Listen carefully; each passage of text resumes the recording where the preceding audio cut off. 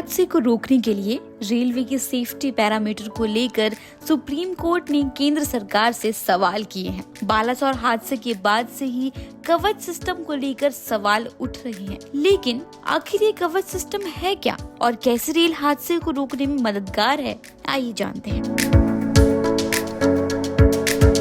Railway का कवच system एक ऑटोमेटिक ट्रेन प्रोटेक्शन सिस्टम है। इसे ट्रेन कोलिजन अवॉइडेंस सिस्टम भी कहते हैं, जिसमें ट्रेन के इंजन और पटरियों में लगे एक डिवाइस की मदद से ओवर स्पीड को नियंत्रित किया जा सकता है। कवच स्वदेशी एंटी प्रोटेक्शन सिस्टम है, जिसे RDSO ने 3 वेंडर के साथ मिलकर 2002 में डिजाइन किया। साल 2022 के बजट में आत्मनिर्भर भारत के तहत भी कवच सिस्टम के लिए घोषणा की गई थी। इसके तहत रेल नेटवर्क को इससे लेस करने की बात कही गई थी।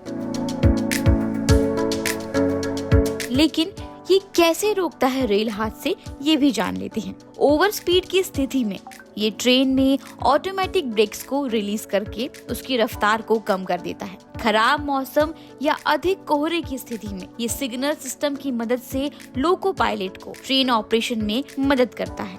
वहीं अगर एक ही ट्रैक पर 2 ट्रेनें हों तो कवच सिंगल सिस्टम की मदद से ट्रेन में ऑटोमेटिक ब्रेक्स लगाकर ट्रेन को रोक देता है। इस तकनीक का मकसद 2 ट्रेनों की टक्कर को रोकना है। कवच सिस्टम एक लोको पायलट को दूसरे लोको पायलट से कम्युनिकेशन में मदद करता है, जिससे ट्रेन की सही लोकेशन की डिटेल मिल पाती है।